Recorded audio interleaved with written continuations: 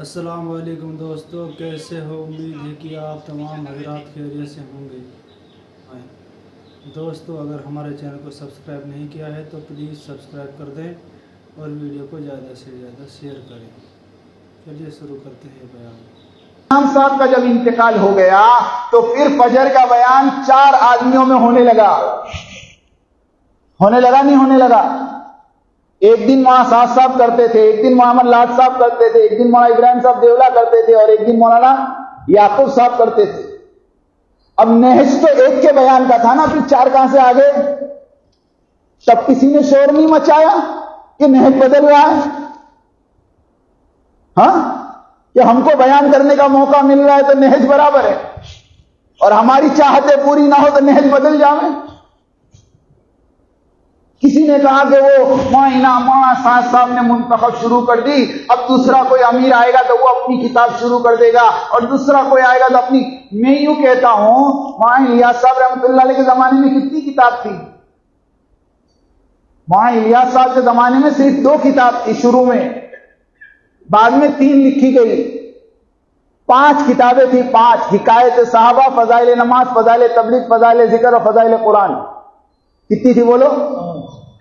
مولانا یوسف صاحب کے زمانے میں شیخ زکریا رحمۃ اللہ علیہ نے فضائل صدقات اور فضائل حج لکھی، تو مولانا یوسف صاحب نے مشورے سے اس کتاب کو نصاب میں لیا۔ ارے بولو، لیا نہیں لیا؟ اور مولانا انعام صاحب کا زمانہ آیا تو مولانا انعام صاحب نے مشورے سے پستی کا واحد علاج کو لیا۔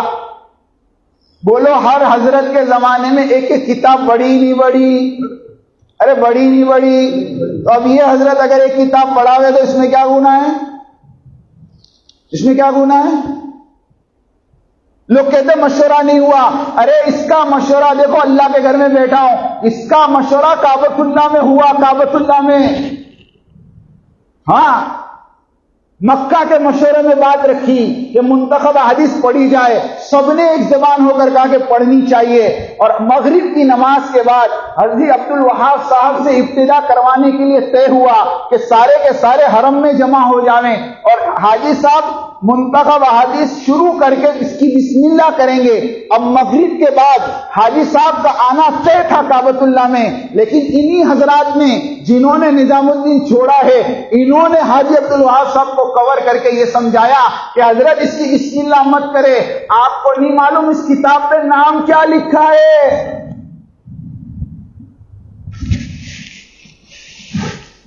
پتہ ہے نا کیا نام لکھا ہے؟ یہ کتاب ہم نہیں چلنے دیں گے، اور حاجی صاحب کو نہیں آنے دیا گیا کعبۃ اللہ میں۔ بتاؤ، سارا مجمع انتظار کرتے کرتے عشاء ہو گئی۔ پھر حضرت نے نظام الدین آ کر اس کا مشورہ کیا اور مشورے میں طے کیا، اس کے باوجود یہ حضرات کہتے مشورہ نہیں ہوا۔ مجھے یہ بتاؤ، مشورہ کس کو کہتے ہیں؟ کہ مشورے میں ایک امیر ہوتا ہے اور وہ سب سے رائے لیتا ہے، اور رائے لینے کے بعد وہ اگر فیصلہ کر دیں تو بتاؤ اپنی رائے بدل دینی چاہیے کہ نہیں بدلنی چاہیے؟ ارے بھائی، 50 آدمی نے ایک رائے دی، 35 آدمی نے ایک رائے دی، 15 آدمی نے ایک رائے دی، اگر امیر 15 آدمی کی رائے پر فیصلہ کرے تو باقی 85 کو بھی اپنی رائے بدلنی چاہیے کہ نہیں بدلنی چاہیے؟ مجھے بتاؤ۔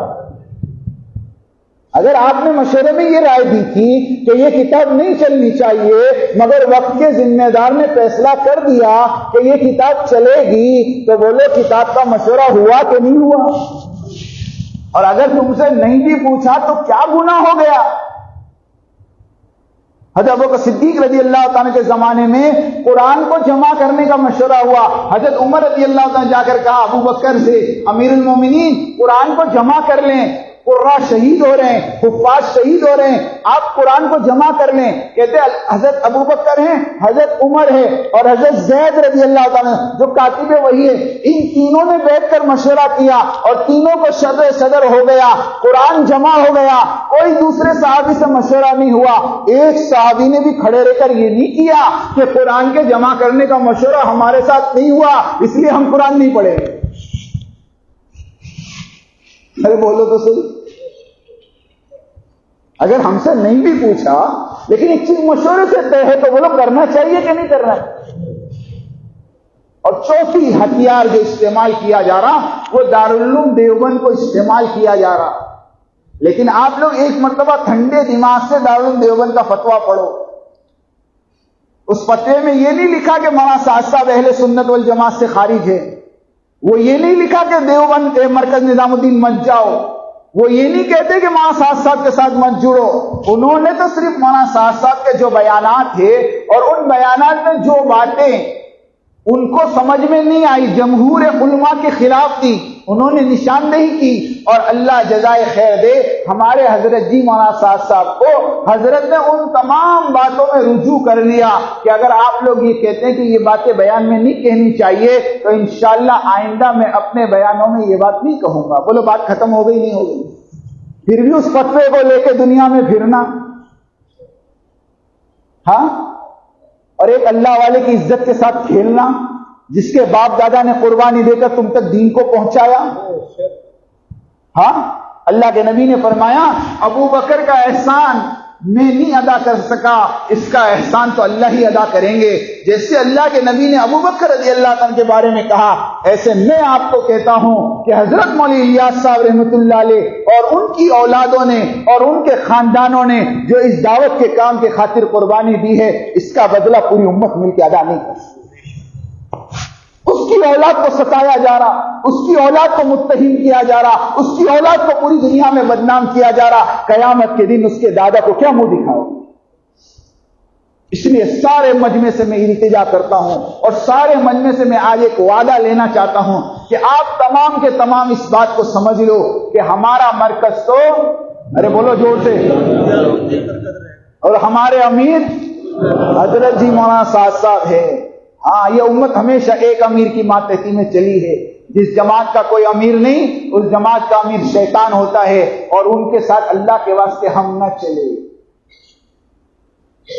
ہم اپنے عملے کو بھی اور اپنے مجمع کو نظام الدین سے جوڑے، نظام الدین کی اطاعت کریں، اور نظام الدین سے جو بات ہمارے صوبے کے امیر صاحب لے کر آوے ان باتوں کو مانیں، ان کی اطاعت کرے. دیکھو قرآن میں ترتیب ہے، یا ایھا الذین آمنوا اطیعوا اللہ واطیعوا الرسول واولی الامر منکم. اللہ کی اطاعت، اس کے رسول کی اطاعت اور امیر کی اطاعت. سب سے پہلے اللہ ہے، بڑے اللہ ہے، اللہ کی اطاعت کریں گے، اس کے بعد رسول کی کریں گے، اس کے بعد امیر کی کریں گے. اس کام کا سب سے بڑا مرکز نظام الدین بنگلے والی مسجد ہے.